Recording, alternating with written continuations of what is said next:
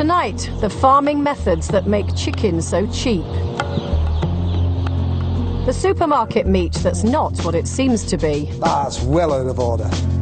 And why Chef Raymond Blanc turned his nose up at some supermarket ready meals. Oh my God. That to me, that's a crime against humanity. The supermarket's high street stranglehold is changing the way we eat as well as shop. Tonight, we take a trolley down the aisles to lift the lid on some supermarket secrets.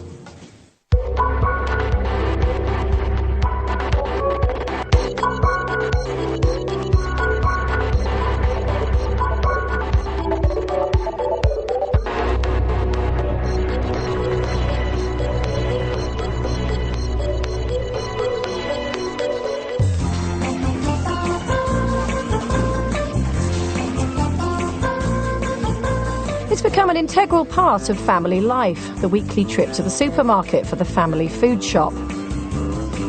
The major supermarket chains seem to have grown into a kind of shopper's paradise. Cheap food perfectly presented, a range and variety that would have been undreamt of 50 years ago. So what's the problem? I'm a working journalist with 3 kids, and as far as I'm concerned, my local supermarket is a godsend. I can pick up all of the food I want in a single trip. And what's more, it's all top quality stuff, and cheap too. Well, at least that's what the supermarkets would have us believe.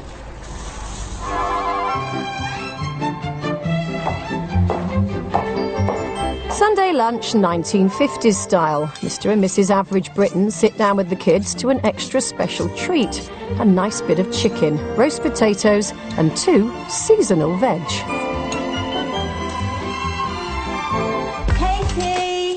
Dominic! Fast forward 50 years and that chicken has magically transformed from an expensive treat into Britain's staple diet. But now it's likely to be pre-packed, pre-prepared and ready to eat. And we're eating 4 times as many chickens as 30 years ago.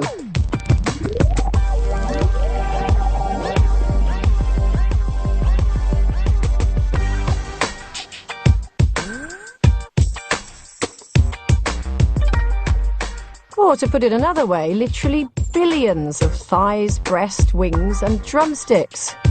Chicken tikka masalas, chicken Kievs, chicken pies, chicken escallops, chicken nuggets, chicken goujons and southern fried chicken.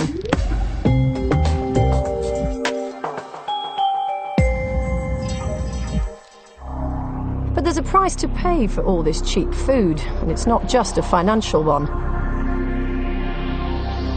I've come deep into the rural heart of England to visit a highly successful, ultra-modern business. Hello. Hello, Jane. How are you? Very pleased to meet you. Nice to see you. Alan Simpson has built a facility which uses the most up-to-date technologies available. It's well run and super efficient. That's one of the largest independent units in the UK. It doesn't look like something I would traditionally call a farm. No, I think it's moved a long way from the early days. We have, unfortunately, and I hate to use the word, become a factory farm, but that's exactly what we are. We're factory farming. His farm produces over 2 million units every year. Most of them end up on supermarket shelves, in the fresh meat aisles. Alan Simpson grows chickens the modern way. So this is all pretty high-tech. What does this all do? Is it temperature? All the houses are, the environment is controlled. Daily temperatures, the lighting patterns, how much ventilation the bird receives. It takes care of it all by computer. Okay. Now, before we go in there, I must ask you, no quick movements. Right. You are going to find this something different than you've seen before. So I'm asking you not to be too alarmed by it. If you move quietly, the birds will soon become adjusted to you. Okay, you've got me worried now, Alan. No. But you don't start any sharp movements to start with. Right. Okay, just let them. Are you going to go in get first? used to it. Oh my God. Come on. As far as my eye can see, I can see chickens. My God. It's a good job I'm not frightened of birds. I've just stepped into the middle of 25,000 of them. So is this sort of like the legal maximum of birds that you're allowed to have in a space like this? No. We can grow chicken to a lot denser volume on the floor than this. Denser than this? Oh yes, this is what I'm happy with. There's more room for them to move around, and I'm personally just happier growing to 34 kilos a metre than the 38 kilos a metre that we're allowed. But not everyone can afford to be as scrupulous as Alan Simpson. Unfortunately, in our industry, there's a lot of people put these nice new buildings up. They've got to pay their loans back, and they can't afford to grow them like this. And there's a fine line between them having their own space and having very little space. And a lot of my colleagues believe that if they would all grow chicken like this, if only they could get a just return for it. As chicken gets cheaper, turnover grows. Alan Simpson now has up to 1/3 birds in the sheds at any one time.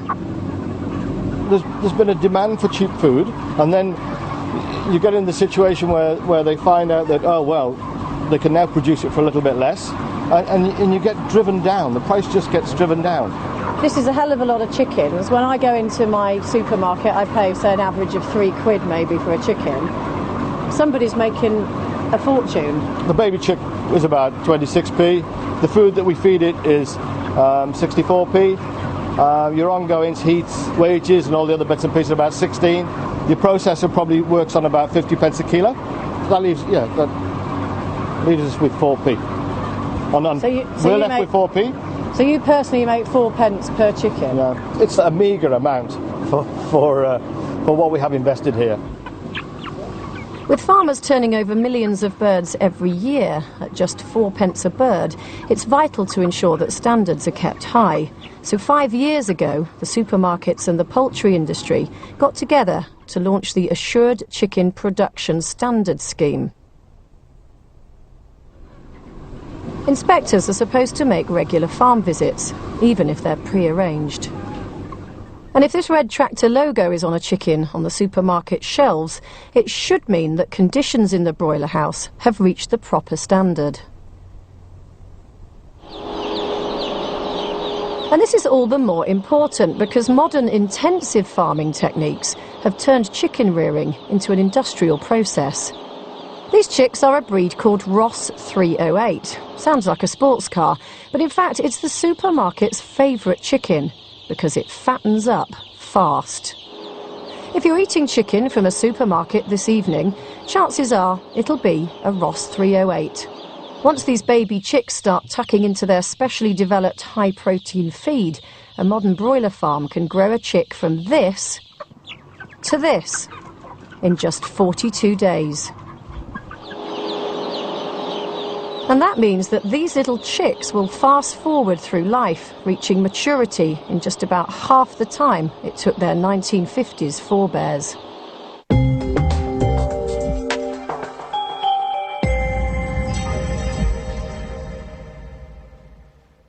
But what does all that do for the taste of supermarket chicken?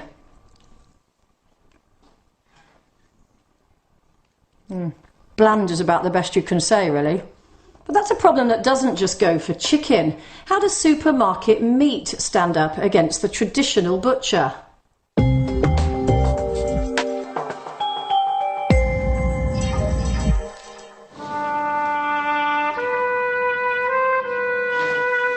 Chadwick's in Wigan is as traditional as they come. It's an old-fashioned high street butcher's where meat has been prepared the same way for decades. The kind of place the supermarkets have been putting out of business. I believe that we should produce good food to the best of our knowledge for the benefit of our customer. I pay the farmers as much as I can, I charge the customers as little as I can, and in between I try to make as much money as I can. But we will not sell anything that we don't think's fit. So what does John Chadwick think of the kind of meat on sale in the supermarkets? We asked him to cast an expert eye over a selection of packaged meat we bought in his local supermarkets. Right, what else have we got? New season's lamb, yeah, no problems with that. In there we've got 1, 2, 3, 4 loin chops and 2 cutlet chops pretending to be loin chops. Whoa, that's well out of order. Cutlets passing themselves off as loin chops. Shame on you, Asda. Whatever next? Asda told us one man's cutlet is another man's loin chop. Our loin chop packs, they said, include loin chops from the rib end, also known as cutlets. The National Federation of Meat and Food Traders disagree. Their spokesman told us a traditional loin chop should have a T-bone in it, unlike a cutlet. All right, let's move on. We've got two nice pork chops. Oh, it isn't. When I read the label, it's with added water for extra succulence. Why adulterate a natural product? What else has gone in with the water? If you read the small print, there's all sorts gone in it. Dry glucose syrup, stabilisers and preservatives. Why? It's a natural product. It'll keep. I don't understand. And with a pack price of £2.20, you're paying 25 pence for all that water, glucose, stabilisers and preservatives. According to Tesco, because customers now prefer grilling to frying, a brine solution is added to some pork cuts, because otherwise they would lose some succulence. We've got another one. Oh, it's a cracker, this one. We've got the natural fat there, and we've got some added fat there. That means you've got animals from more than one beast. Bad butchery. If I look at mine, all I have is natural fat. If you buy mine, you buy more meat, less fat. In price, I'm actually a little bit cheaper. About 20 pence a kilo cheaper. Tesco told us. Added fat produces a more succulent joint. We also sell joints without added fat. So the supermarkets can't always beat the traditional butcher on price. But what about taste?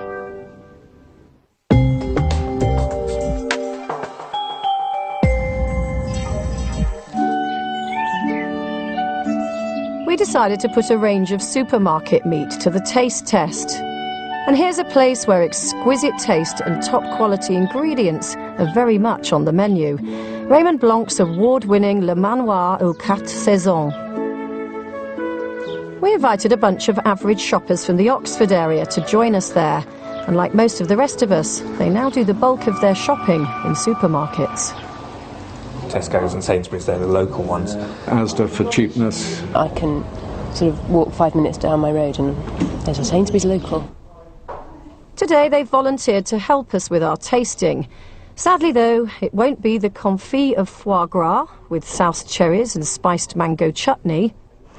No, they're here to see if they can tell the difference between lamb and steak bought in a supermarket and the same meat bought from Raymond Blanc's favourite butcher.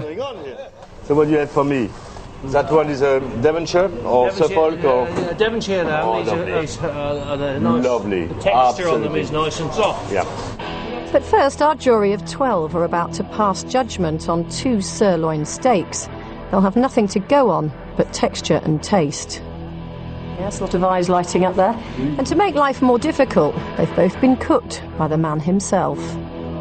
The 2 different types are one that's from the supermarket and then the other one bought from the sort of traditional butchers. They don't know which is which, but it's the butcher's sirloin up first. Meat number 1, traditional butcher's prime sirloin. I really like that actually. Lovely smell. Really firm texture. Juicy. Very, very nice. I thought it was very juicy, which I thought was very good. Got a lot of taste straight off. Okay, great. Well, and now it's the supermarket steak. Here we go. You always get to go first. You're very lucky, aren't you? Meat number 2, Morrison's top quality sirloin steak. The first one was more uniform. This is a bit messy in the way. But it had quite a sort of buttery flavour, but it still wasn't as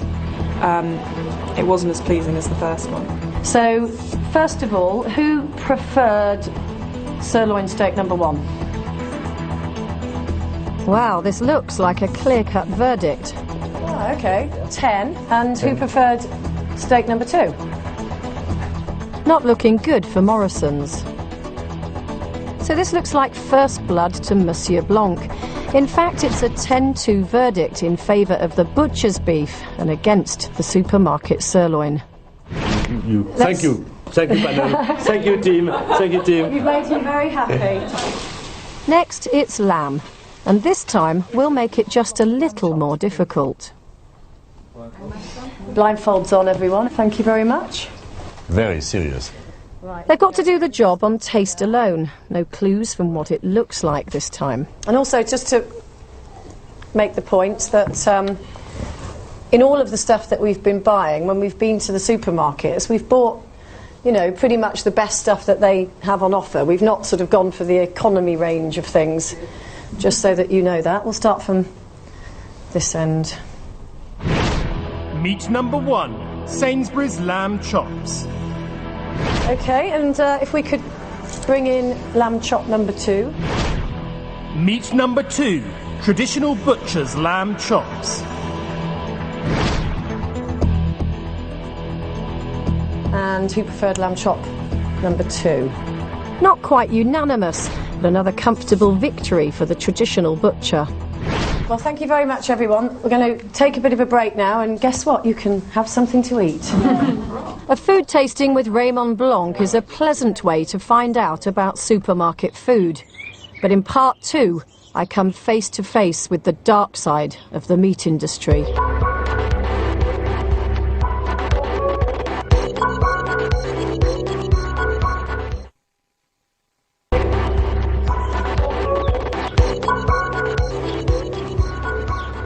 This is a chicken farm in Norfolk. Birds are reared here for one of the biggest suppliers of chickens to supermarkets across the country. Behind these doors are thousands of chickens. They've almost reached the end of their life cycle when they'll be slaughtered ready for eating. The conditions you are about to see are truly horrific. This film, shot by an undercover investigator just 2 months ago in May, is a chilling record of the way in which some chickens are being reared. Lameness is obvious. Birds unable to lift themselves out of the ammonia-soaked litter. But in amongst them, dead and injured birds, their companions sometimes trampling on them. It's absolutely boiling in here, stifling in here. The condition of some of these birds, badly injured but still alive, is deeply distressing. Yet many of them are likely simply to be slaughtered along with the rest. They won't make grade A, the whole chickens you find on the supermarket shelves, but when it comes to chicken pieces, the requirements are less demanding. We decided to show this film to Don Broom. He's Professor of Animal Welfare at Cambridge University. What we see here is a bird which is splayed legs and is not able to stand up very well. Every farmer should manage their bird so that no bird is in that situation where it can't walk and is liable to be trampled on. And that one's just lost the will to live. Look, it's just sitting there. It can't move. It can't go anywhere. Well, that bird is in extremis. The welfare will be very poor indeed. It can't control what's happening to it, and really it needs to be taken out of that environment and probably killed. But that's clearly not happening, because that bird hasn't become like that, has it? Yeah, that's right. Someone's not picking them out during the day. No, there would have been a period of several days to get to that point. So let's just have a look. Now that one at first sight looks like it's dead, but then if you look closely just there at the back, it's still moving. Yes, it is. Now that to me looks like suffering. This is appalling. I mean, now look, this is clearly dead. Yes, that's a bird which has probably been unable to walk and then's been trampled on by the others. And we're actually treating these chickens in a different way from the way we would treat a cow or a horse. We wouldn't do this to a cow or a horse, leave them there to be trampled to death. And it does happen to chickens, and clearly the welfare of the birds is very poor when that does happen. Well, if the bird is prevented from walking, then it's not going to be able to get to water. And indeed food, but it would die from dehydration within a few days. So a bird which can't walk is going to die. But the other aspect of that is that if it can't walk, there's a real risk of being walked on by the other birds which are there. In other words, it's trampled to death. I buy and eat a lot of chicken, and I'd think twice about it now after seeing this. Outside the chicken sheds, the charmingly named dead bins. I'm going to show you inside this dead bin in a minute. I've just looked in here and you're not going to believe what's inside it. I mean, this is utterly, utterly repulsive. Look, it's crawling with maggots, and you can't tell me this is following guidelines. No, of course, what they're supposed to do is to get rid of these birds, take them away from the place where they might be passing on infection to the living birds. How long is it before maggots appear when something's thrown in? Probably 4 or 5 days. So those have been in there for 4 or 5 days. Where should they be? Surely it shouldn't be allowed to get to that. They could be put into a freezer, or they could be taken to a proper disposal place. And you can actually tell how long exactly they've been there by looking at the developmental stage of those maggots. And is that not grounds for prosecution? Not for the welfare of those birds, but it would contravene the codes of practice not to take these birds away, because it will put the other birds at risk. But I mean, the smell must be appalling. Dead bins like this are a frightening example of how bad things can get. But according to Professor Broom, the conditions inside these sheds are anything but rare. Well, what we're seeing here is a chicken production unit which is not atypical. Most of the birds are walking around, a few of them are severely affected. This isn't very different from what happens in other chicken production units. So this is the reality of the chickens that we see on our supermarket shelves? Yes, it is. Yes, these are the conditions in which the birds live.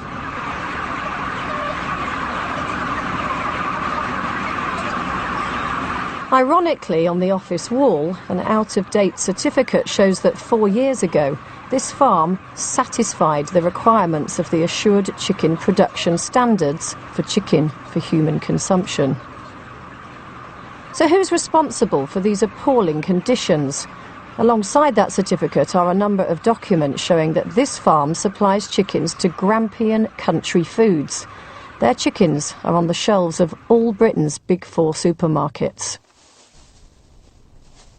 We asked Grampian if they were aware of these conditions and what they were doing about it.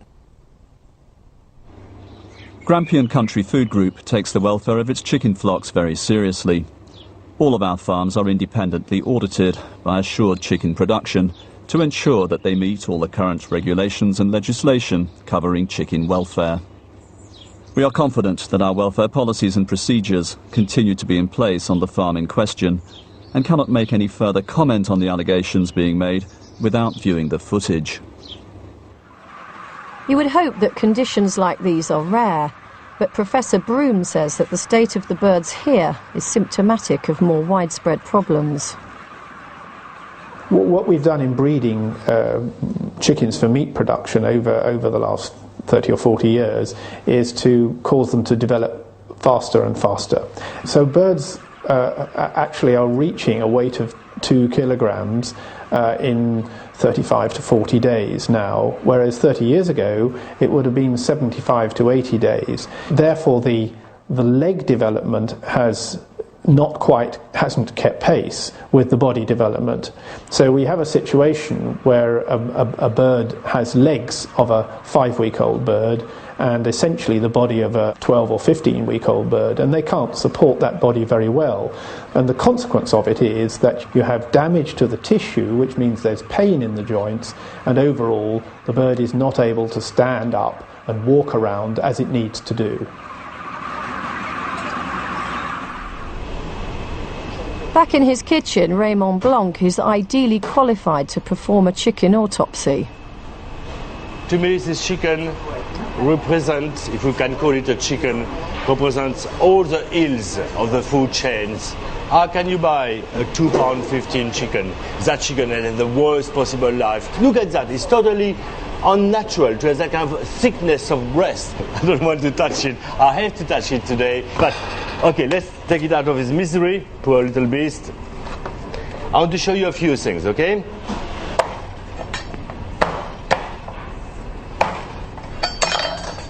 Look at that. This See, all the bone is very spongy.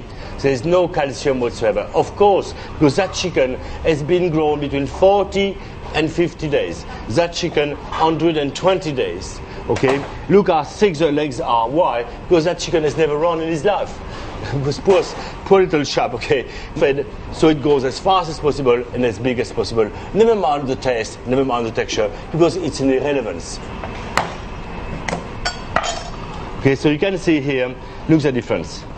Okay, all that is spongy, full of blood. Okay, the bone is very brittle. Okay, you can see it here. If I see, it breaks very quickly, very brittle. Look at that. Okay, it's not bone. Okay, it is sponge. Okay, so and that one. Okay, so look at the structure of that bone. Okay, look how opaque it is, how healthy it is, how strong it is. But of course that chicken has had lots of sex, lots of food from the ground, okay, had a very happy life. So obviously it's a very different chicken, and of course that will translate into the flavor as well. Look at that. Although the chicken, look at the color of that meat. Look at the color. Immediately you can see, okay, the color is so different. So, want to make sure you don't buy one of those chickens that can't support their own weight? Well, I've got a clue for you. One that we can all look out for in the supermarket. Something that tells us about the conditions in which a chicken has been reared. It's called a hockburn. A hockburn is a form of dermatitis which affects the layers of skin on a chicken, and it is something which is caused by the ammonia which is in the litter that the birds will be sitting on or crouching on. Ammonia burns skin, and that will affect several layers of skin and may be followed by ulceration, and that would be painful to the chickens because they have pain receptors in the skin just as we do. But just how many of these lame, overgrown chickens are making it into the supermarkets? The study which Nadine Reifman and I carried out in Cambridge involved going to 11 different supermarkets and looking at 384 birds, and what we found was that 82% of the birds had some degree of hockburn, and these levels were rather a lot higher than we'd thought. Don Broom's study has just been published. It's a shocking indictment of the industry, but it's based on chickens bought some time ago.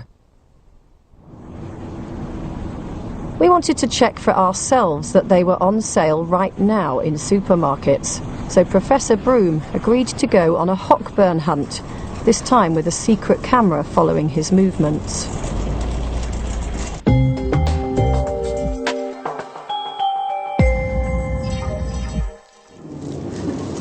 Professor Broom went shopping in the Cambridge branch of each of the big 4 supermarkets. It wasn't long before he found the first chicken with a hockburn, a telltale brown mark on the rounded, scaly part of the leg.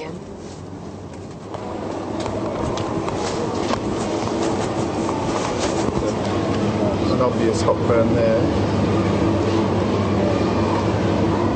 More on one leg than the other. And as he continued his buying spree, Professor Broom had no trouble finding them. They were in every supermarket he went to. The damage to the tissue with a hockburn of this size would go down several millimetres into the tissue, so that would be quite painful, something like that. He even found chickens where the hockburn had been carefully removed before the bird was packed. You can see the hockburn area, even though the scales have been removed there. You can see that the tissue underneath the scales is damaged by the hockburn. After several hours of intense shopping, Professor Broom had struck unlucky in all of the big 4 supermarkets.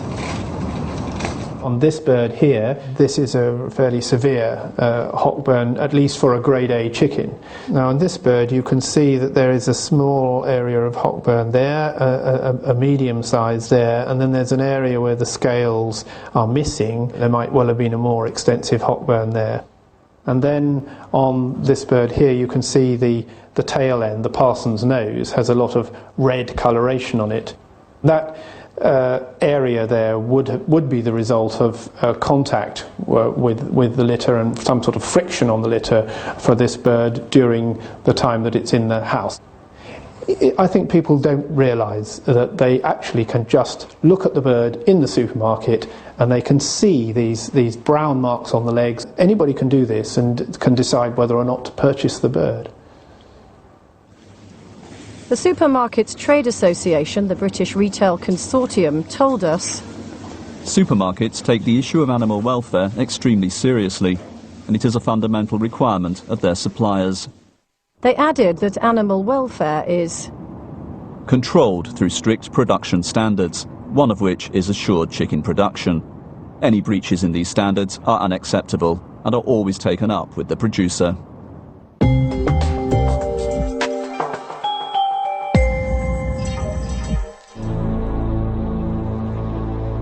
This chick has a disease called coccidiosis. It's a bacterial infection of the gut, which can sweep through a flock of chickens in no time. It causes loss of appetite and diarrhea.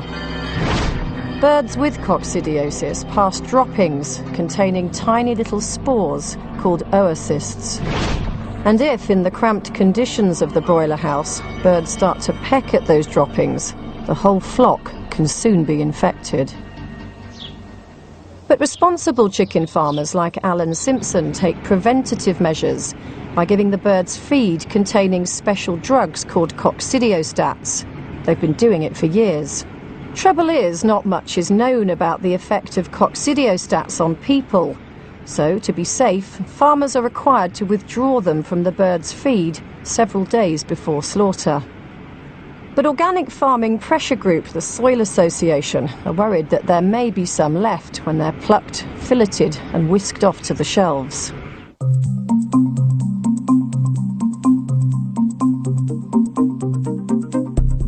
We decided to put the supermarket's cheap chicken to the test.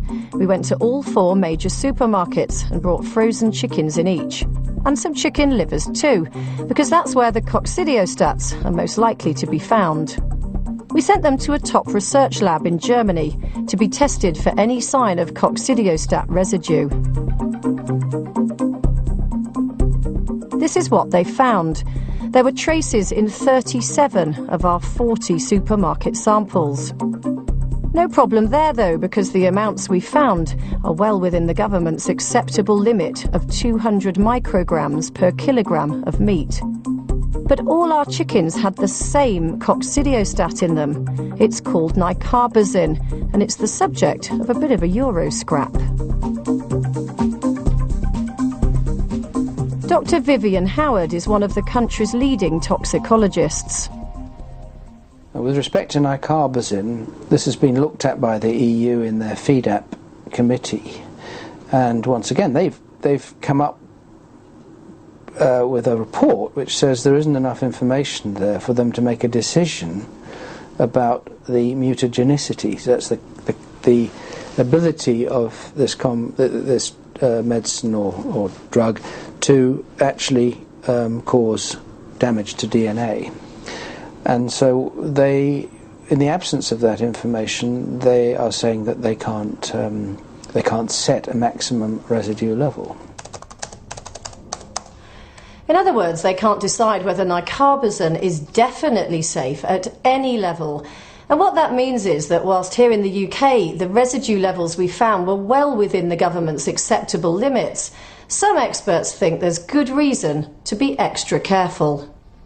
I think we can be fairly certain that if you're eating chicken from broiler houses, you will be getting a level of exposure to this compound. Now, of course, the regulators will say, but it's underneath the maximum residue level, therefore it's safe.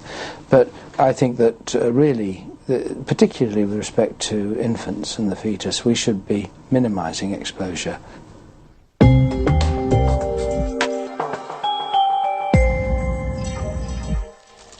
Now, it's not just me, is it? These bigger, grow faster chickens do seem to produce an awful lot of fat when they're cooked in the pan. So is the modern way of eating breeding not just obese children, but obese chickens too? Well, there's only one way to find out. Liposuction. This is the Institute of Brain Chemistry and Human Nutrition at London Metropolitan University. We've brought along a chicken from each of the big 4 supermarkets, Tesco, Sainsbury's, Morrison's and Asda, so the boffins here can find out what they're made of. They're going to start by extracting all the fat to see if these cheap chickens are just obese couch potatoes. First step, into the blender. The necessary chemicals are standing by. The whole chicken has to be reduced to a pink goo.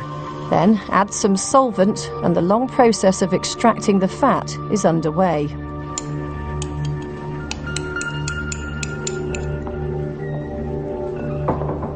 A week later, the tests are all complete and I'm back at the Institute to meet with Michael Crawford. No, not that one. Dr. Michael Crawford. He's the man who supervised the tests for us, and apparently he's got some startling results.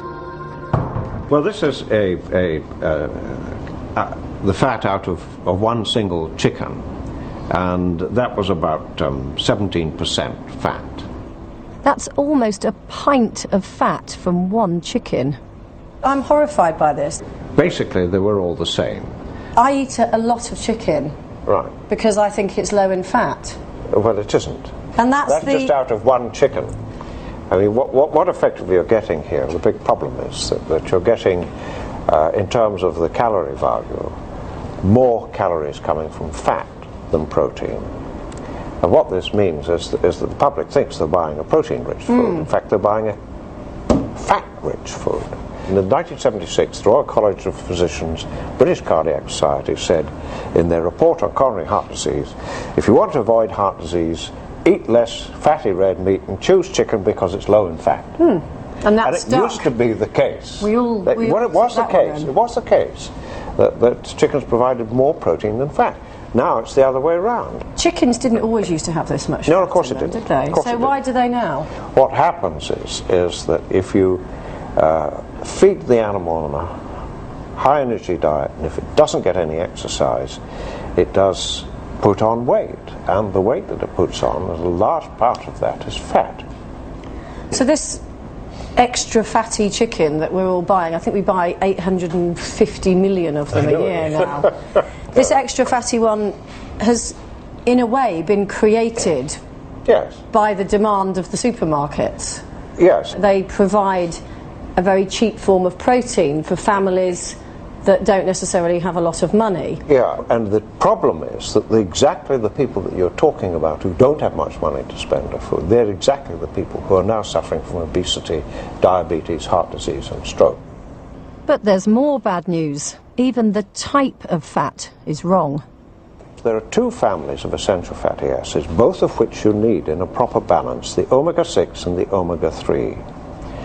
And because of the intensive rearing of animals, what has happened is that the balance between these 2 families has got completely out of sync.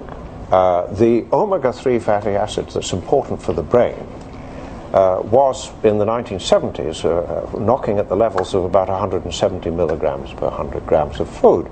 There's only 20 in these. So it's been sliced 7-fold. But the interesting thing is that people at the National Institutes of Health in the United States, Joe Hibble in particular, is now blaming the rise in mental ill health amongst young people on precisely this shift in the ratio of the balance between these fatty acids. So, cheap chicken is fatter than it used to be, but the British Retail Consortium insist that chicken meat remains a nutritious part of the British diet and complies with all UK and European regulations. At least roast chicken isn't in a box, yet more and more of what we're being sold these days is just that. Over the last decade or so, it's the aisle that's grown like a broiler bird. Welcome to the world of the supermarket ready meal. That, to me, that's a crime against humanity.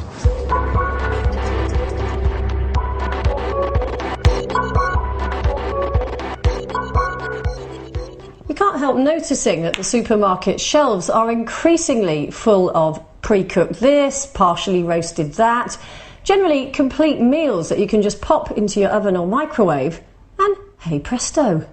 Yes, the ready meal is taking over the aisles.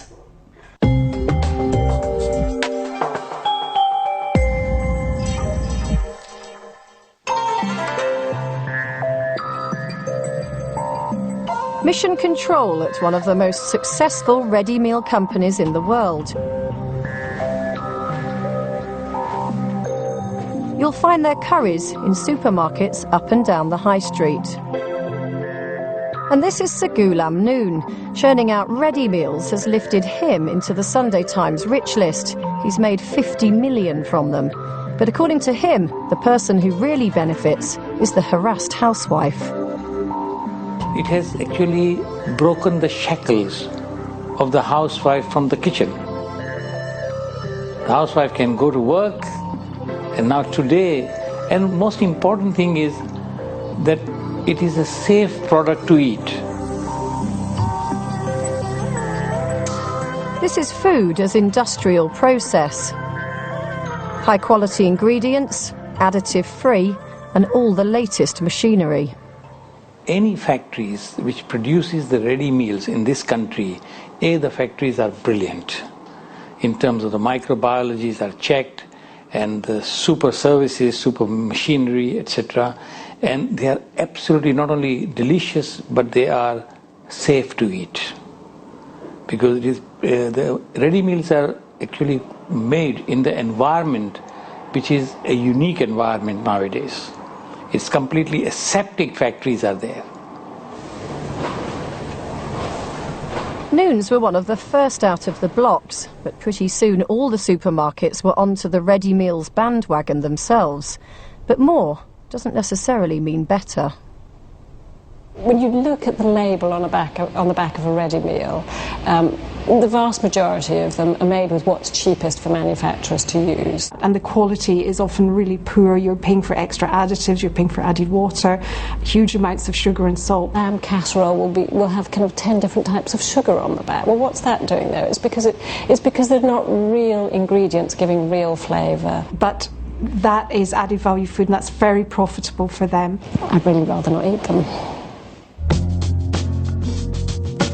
It's a market that's grown by more than 60% in the last 10 years or so, almost as much as the claims for their products. Take this Sainsbury's Taste the Difference Moroccan chicken with apricots and pine nuts. Pairing sweet fruit with spices in the time-honoured Moroccan style gives this dish the exotic, warming flavours of a tagine. I think supermarkets in Britain have really grown by exploiting the gap, that knowledge gap between the food producer and the consumer. And that's where they've made their money. And they've succeeded because we know so little about food, we don't know any better. So if someone says to us something that is blatantly ridiculous, like, here is a ready meal that was cooked in a factory and trucked all around Britain, and it tastes much better than anything that you could cook at home, we actually believe that. Now, most Europeans would say, come off it, you've got to be joking. It won't, it can't. We asked Raymond Blanc to try a typical supermarket ready meal, bœuf bourguignon from Asda. Voilà. Okay, that bœuf bourguignon is got a very, very strong colour. Let's have a smell at it. Yeah, you go for it. Oh my God. Very intense. That to me, that's a crime against humanity. It's a crime against food. When I came in the 70s in England, yes, that's what I would eat, but now you don't expect. Oh, it's horrendous. It's absolutely, it's jammy, it's messy, it's chemical. You can feel the chemicals right the way through, you know? It's, wow. Just take one each. So Raymond would clearly have no problem spotting a ready meal, but would our average shoppers be able to? It's done food, only. After a little persuasion, he agreed to knock up a bœuf bourguignon of his own to see if they could tell the difference. Now I'm going to mix those two together. Wow, look at that. Then the one, wow. Oh. Well, Raymond's obviously very keen on healthy ingredients, and so are the supermarkets, because their product planners have discovered that health sells. Combine convenience and health in the same packet, and you've got a supermarket Shangri-La. And now they're all over the place. Healthy living, be good to yourself, eat smart, good for you. Each of the big four has its healthy, ready meal range. But just how good for you are they? We asked Staffordshire Trading Standards to check out some of the claims. In most cases, the healthier option type styled product did contain less fat than the standard product, and that's a good thing, and that's what we'd expect. But in some cases, it would contain the same amount of fat as the standard product, and in one or two cases, it actually contained more. Take these chicken dippers from Sainsbury's Blue Parrot range for children. They actually have more fat per 100 grams than the equivalent adult product. And this good-for-you lasagna from Asda has less fat than Asda's ordinary lasagna. But that's because it's got less meat. It's just 14% meat instead of 23%. That's one way of cutting down your fat intake, I suppose. These healthy meals seem to have plenty of helpful nutritional information on the packets, but you need to know what it all means. Take salt, for example. It's not universally true that if you buy a healthy option meal, you necessarily get a reduced salt meal. We have here a healthy living jambalaya, which claims to be 3% fat, 477 calories, which on analysis found to be true. If you look at the back of the label for the full information, it points out that a serving of this product would give me the 477 calories, but would also give me 3.8 grams of salt. So if I, as a woman with a need of 2,000 calories a day and targeted not to eat more than 6 grams of salt a day, at this I would get a quarter of my daily amount of calories, but 3/4 of the recommended amount of salt that I could eat in a day. Back in the kitchen, Raymond's boeuf bourguignon is ready for the tasters. Will they spot which is which?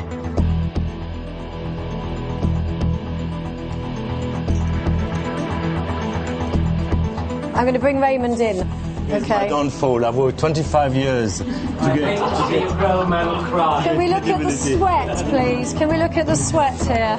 Let me just ask you, first of all, any sort of thoughts and observations on what you tasted? The first one was very intense. The second one, it was just lighter and cleaner tasting. It's more depth to the flavours in it, maybe. Okay, well, so you're ready for this, Raymond? Oh, completely. I expect always the worst. Who preferred dish number one? Who preferred dish number two? Well done, guys, well done. I don't think I need to tell you the answer, do I? A very relieved and happy Not man. really relieved. Asda versus Raymond Blanc. No contest. But can I persuade him to come to my kitchen to cook it? Next week on Supermarket Secrets. Ducks in distress. Why the Spanish prefer ugly tomatoes. And the dairy cows bred to produce up to 120 pints of milk every day. Monday night at 8 for part 2 of this Dispatches special. Well, next up, an ambassador's ball and a double-crossing secret agent, very 007, in an extended Big Brother.